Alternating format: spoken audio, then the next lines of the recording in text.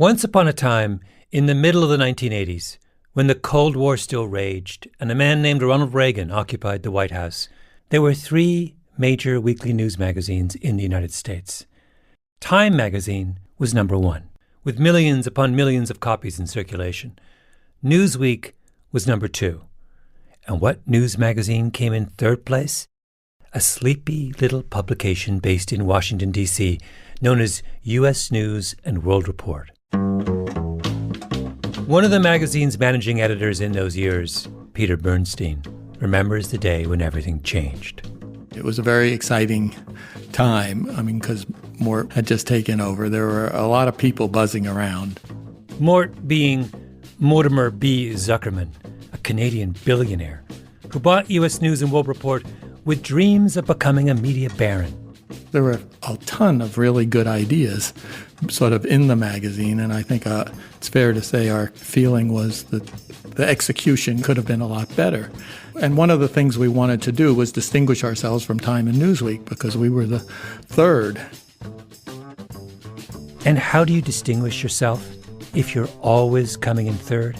If a Canadian billionaire with visions of grandeur is breathing down your neck, you do something audacious. You create something that no educated parent could possibly ignore. A scheme to examine every American college and university and rank them from top to bottom. We were looking to reinvent the magazine, and the college rankings became part of that. So Bernstein and his colleagues began collecting a mountain of statistics on the universities and colleges of the United States.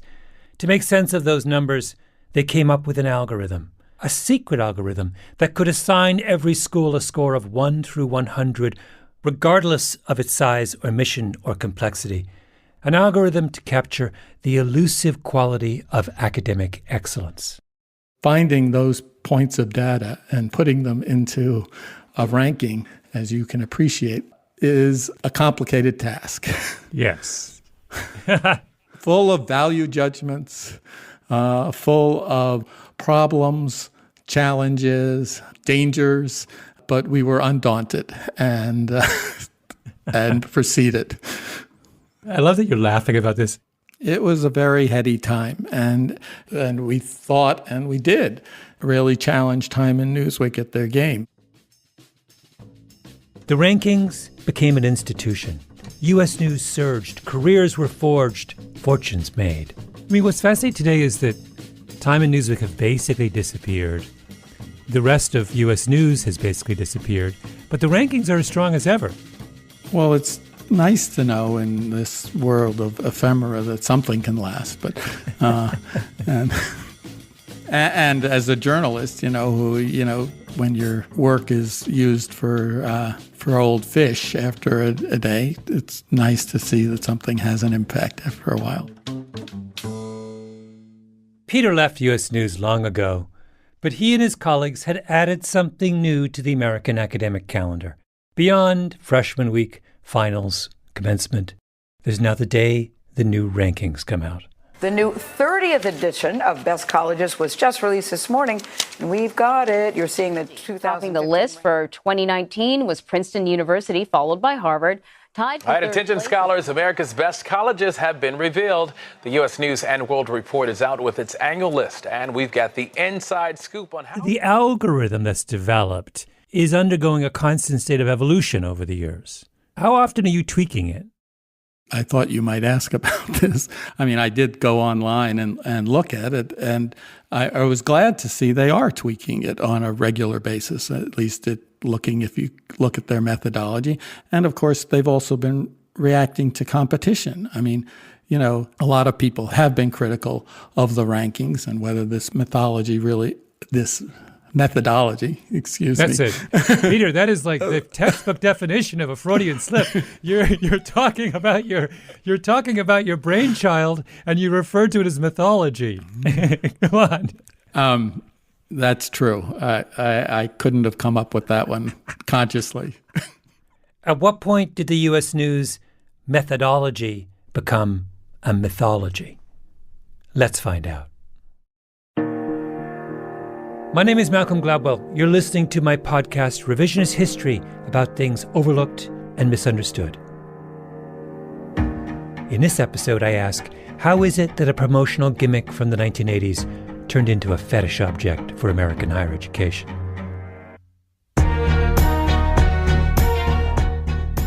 How do these rankings work? And why does everyone take them so seriously?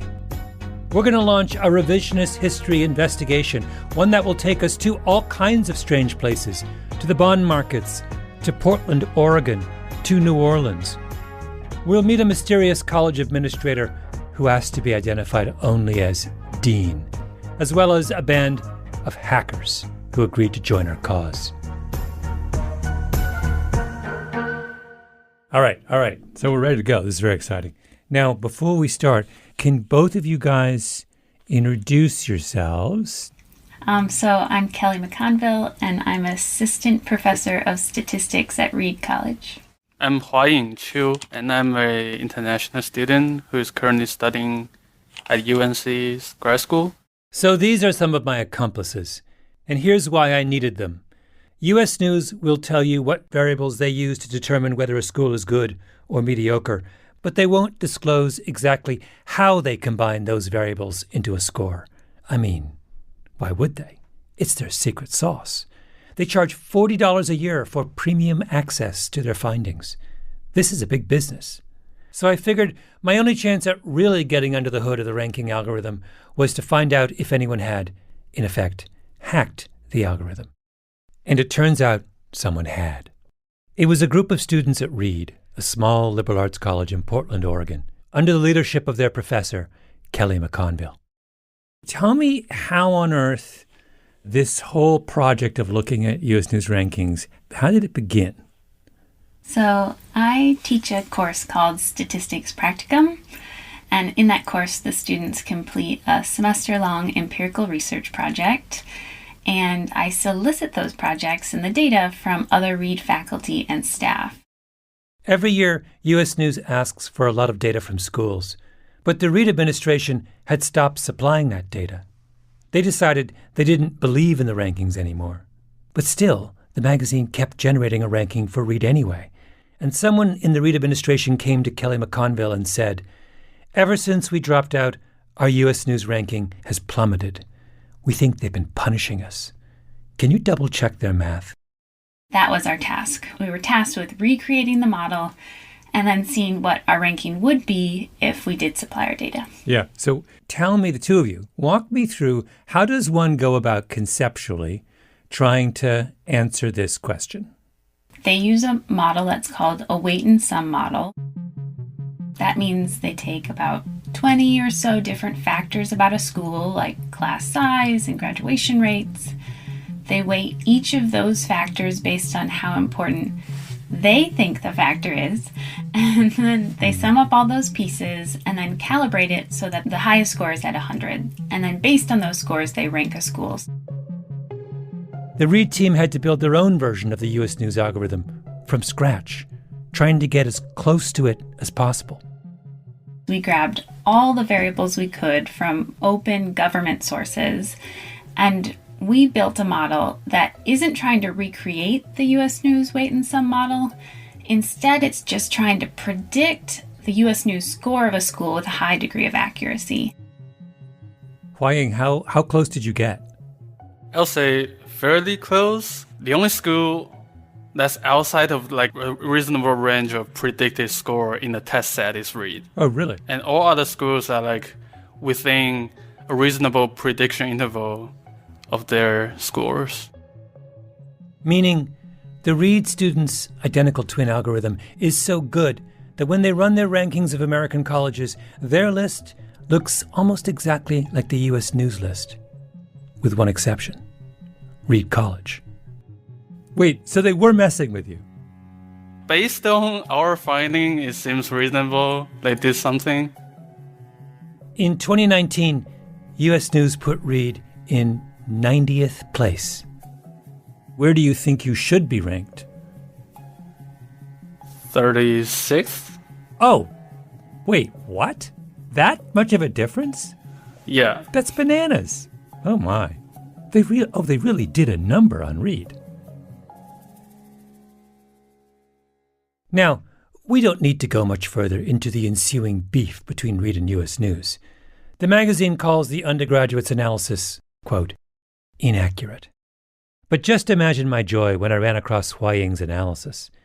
Here I was searching for some way to understand the secret algorithm cooked up by Peter Bernstein and his pals back in the 1980s, and lo and behold, a bunch of undergraduates at Reed College had cracked the code. And were they motivated to help me? Absolutely, because U.S. News dissed their school. My first question to Kelly and her team was, where should I start? And they said, start with a little something called the peer assessment score. Can you give me a more precise sort of statistical sense of just how important is it? Okay, so we find that the peer assessment score has the largest effect. So it has a coefficient of 6.58. In other words, if you hold everything else constant and you increase the peer assessment score by 1 unit, your overall score will increase by 6.58. The peer assessment score was at the heart of the U.S. News secret sauce, a measure of reputation, one of the most powerful elements in the whole ranking system. So if I'm a school and I'm anxious to move up the U.S. News rankings, the thing I should really be focused on is trying to boost my reputation score. Yeah. Yeah. I had my marching orders, and I knew where I had to go next. To the guardian of the U.S. News gates, the dragon at the mouth of the cave, Robert Morse.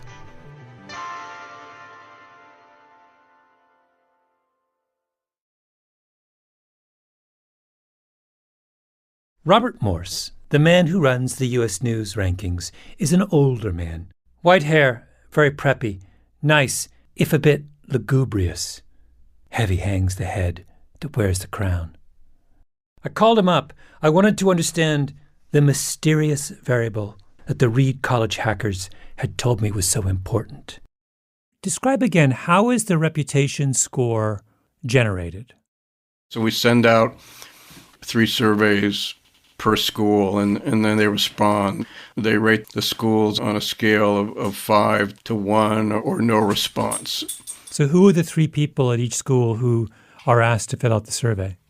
The president, the provost, and the enrollment manager or the head of admissions.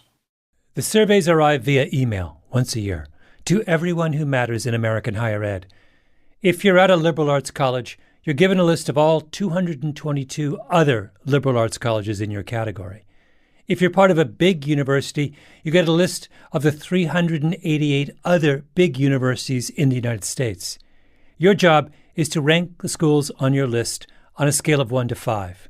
5 being amazing, 1 being there's a serious problem here. And on what basis are people making those judgments? Well, I mean, that's a good question. I mean, we asked them to base it on their view of the school's reputation for undergraduate academic quality. But I mean, how would you know? I mean, we believe that the aggregate sum of all the raters who are leaders in higher education, they're presidents and provosts and mission deans, so they're not rookies. When you aggregate their views at any given time, they're representing where those schools stand in the marketplace. I mean, so it's an assessment of their feelings about other schools. Well, they're leaders in higher education, so it's based on their knowledge of the other schools that they've gathered or through meetings or for exposure. Do they necessarily know a lot about all the schools they're rating? I don't know. If I rate a restaurant on Yelp, it's because I've eaten there, right? Yes. But here, when I rate a university on the U.S. News ranking, it's not because I've attended that university or taught there.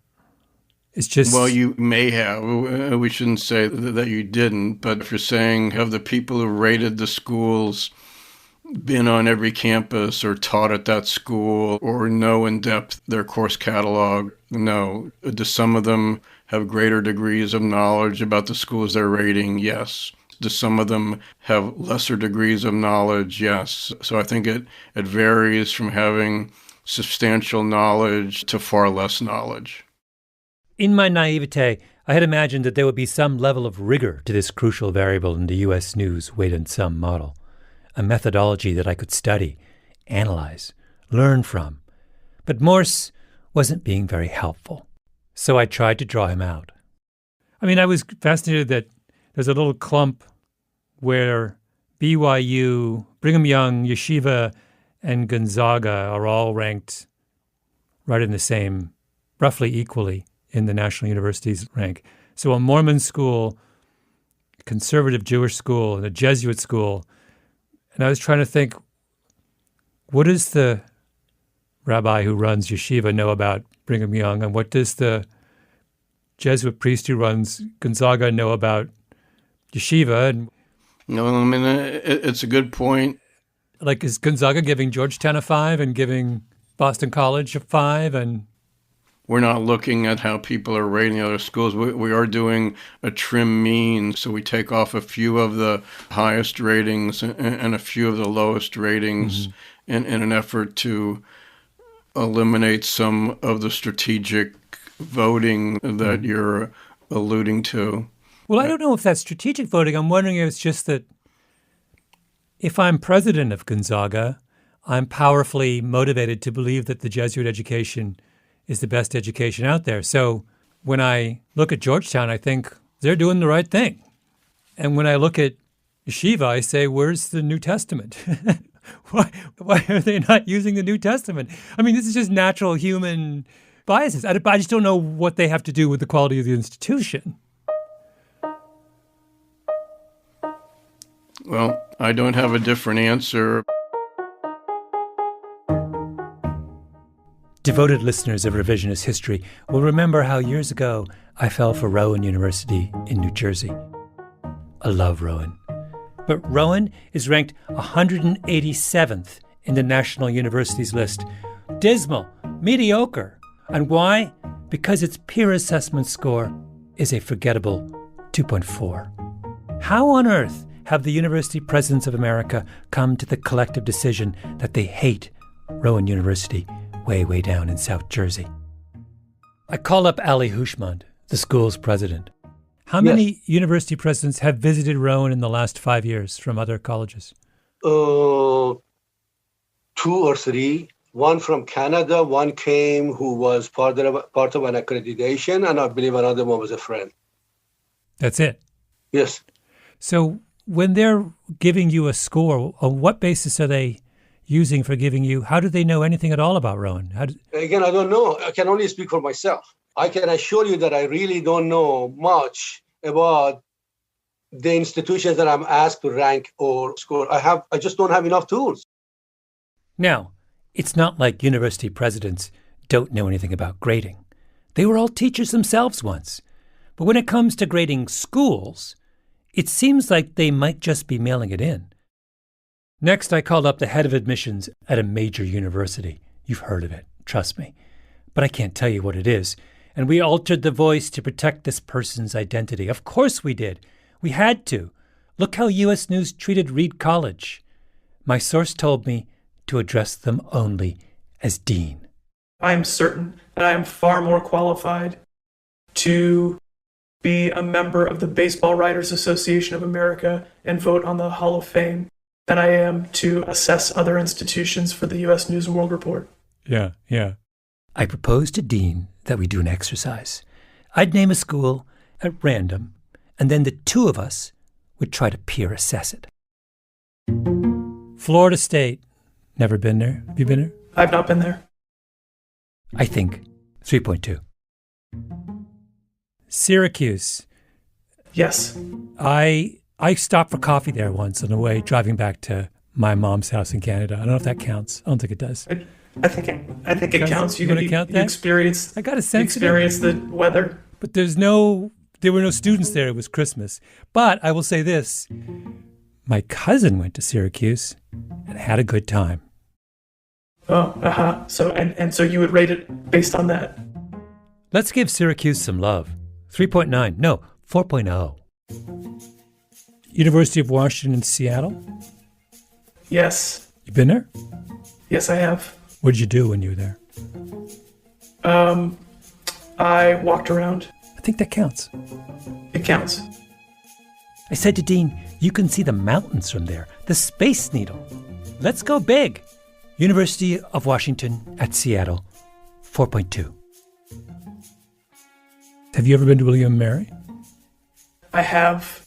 You have. I love history. I love Colonial Williamsburg. Do you remember what score you gave William and Mary? I probably gave them a 4 or a 5. Really? You went for 5? Yeah. It's the second oldest college in the U.S. Do you think that affected your judgment on that? I'm sure it did. Dean and I went on for quite some time. We had a long chat about Southern Methodist University in Dallas and whether or not the great football team the school had in the 1980s should count in their favor. Dean said no. I said yes. Now, was all this a helpful exercise? Not really. But then again, neither was my conversation with the wizard of the rankings, Robert Morse. One suggestion that has been made to me by people who do the rankings is that the thing they rely on to make their reputation scores for other universities is the only source they have of reputation scores for the other universities, which is the previous year's U.S. News rankings. Is this circular? If they're telling you that, then that's not our expectation of how people are doing their ratings versus looking at the ranking table and looking at the score. We believe that there's more thought going into it than that. Mm-hmm. But we haven't done any kind of social science research to prove or disprove that point. You haven't done any. Right. Yeah. They haven't done any social science research. Only one person gave me much insight into the mechanics of the peer assessment score, and that was Ali Hushmand, president of Rowan. His advice was, you have to take matters into your own hands. So what does he do? He makes his own hot sauce, and he told me that Rowan sends out free samples to every college president in the country. That's not true, really? He did. He did. At least the fellow presidents now know that I make hot sauce. Whether that will help me in terms of scoring, I hope so. Yes. Wait, I want to know about your hot sauce. What kind of hot sauce do you have? Oh, I make serious hot sauce, but I actually grow from seeds all the way to the packaging. And there are 3 levels of heat. Uh-huh. The lowest one is called Ali's Nasty, which is kind of mild. And then the one next to it with habaneros as a heat is called a Nasty Delicious. Uh-huh. And then the one with Carolina Reaper is called Nasty Vicious. And I will send you a package. The Nasty Vicious can get you. But this isn't going to help your cause. This is going to hurt your cause. If you're giving some university president in the middle of the Midwest happens to have a little bit of vicious, they're going to curse your name. They probably will. But I figured that no publicity is a bad publicity. Did I try the Nasty Vicious? Oh, yes, I did. On a scale of 1 to 5, 5.0.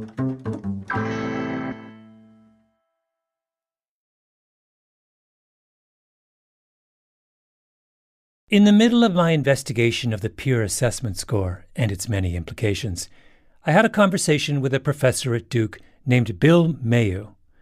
Mayu was friendly with some bond traders, and he was talking with some of them one day when they mentioned that they were having difficulty with bonds issued by historically black colleges, HBCUs, as they're known. If you're a bond trader, you worry about moving the bonds that you have in inventory, and they just mentioned, hey, we're having a really hard time placing these HBCU schools because people don't want to hold them. The way the bond market works is that an institution needs money. Let's say a university wants to build a dormitory that costs $50 million. The school can't raise all that money on its own, so it goes to a Wall Street bank, which purchases a bond, a promise of repayment from the university. Then the bank breaks that bond into many hundreds and hundreds of pieces and sells those pieces to wealthy investors or insurance companies or hedge funds. So when Mayhew hears that banks are struggling to sell bonds for historically black colleges, he wonders, is this just some apocryphal Wall Street story, or is it true? Luckily, there's a simple way to test this. The price the bond trader charges is called the gross spread.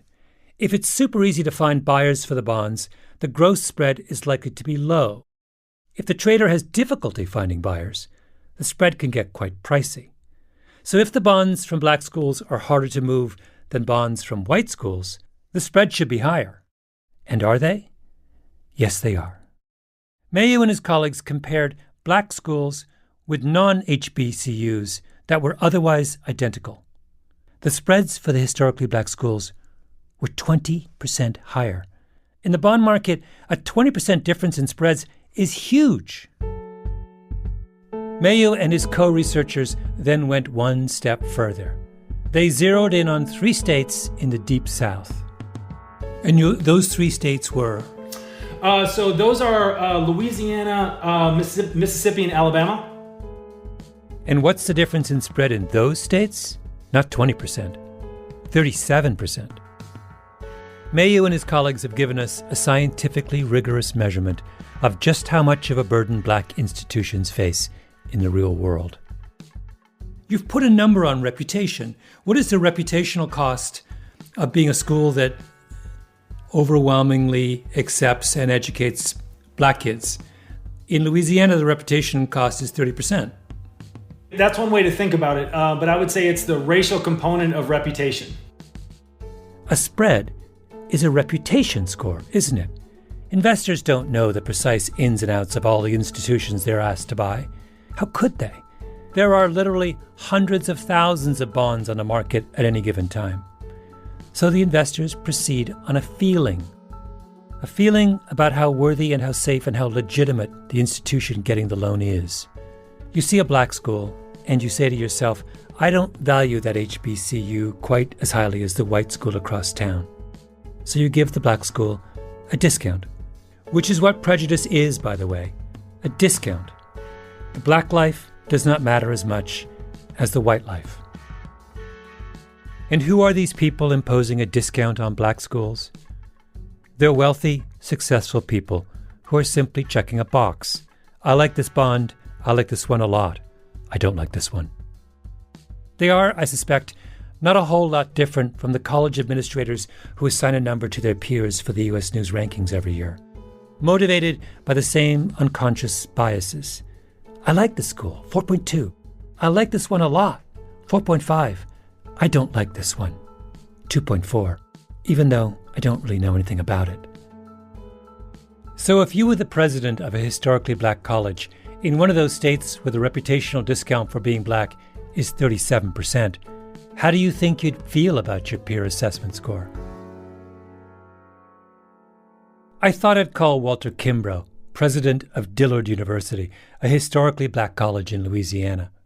And so when I start to look at the formulas and dig into it, I was like, this isn't a real good measurement of what we do. In fact, it's a measurement of privilege. Dillard's reputation score is 2.6. That's not good.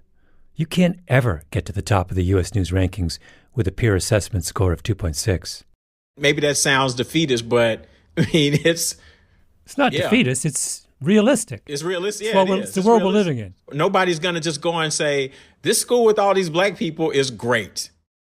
In their haste to compete with Time and Newsweek, way back when, maybe all U.S. News did was create a system that allowed the presidents and deans of every college in the country to assign a number to their prejudice, to disguise mythology as methodology. Next week on Revisionist History, we take up the cause of Dillard University. And I enlist my old friends at Reed College to help me out. So that is how we can get Dillard into the tippy-top tier of the liberal arts colleges. So it's Williams, Amherst, Dillard, Swarthmore. Yes.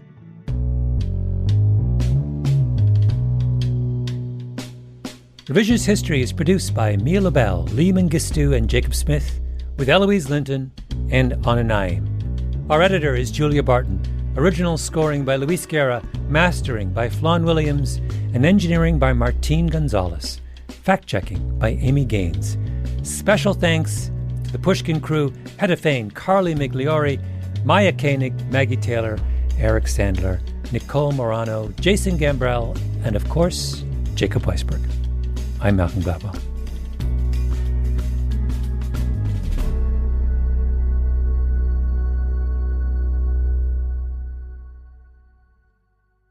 If you love this show and others from Pushkin Industries, consider becoming a Pushnik.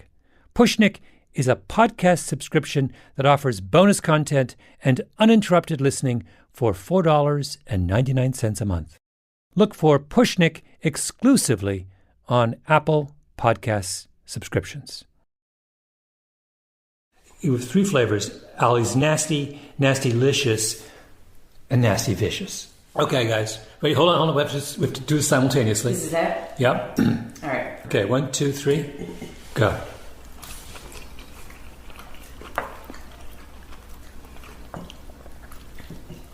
Oh, I like that. That one's hotter. It comes on It's slow and good. steady. Oh, it does, doesn't it? It's spicy. Go Ollie! Go Ollie! This is really good. It's good. Hold on. I'm. You okay? It's very spicy for a very long time. Guys, it's not hitting me as hard as it is. I'm taking a second bite. It's spicy though. Martine's struggling. By the way, where's my Harvard hot sauce? I don't see any Harvard hot sauce. No one's sending me hot sauce from New Haven, are they? No.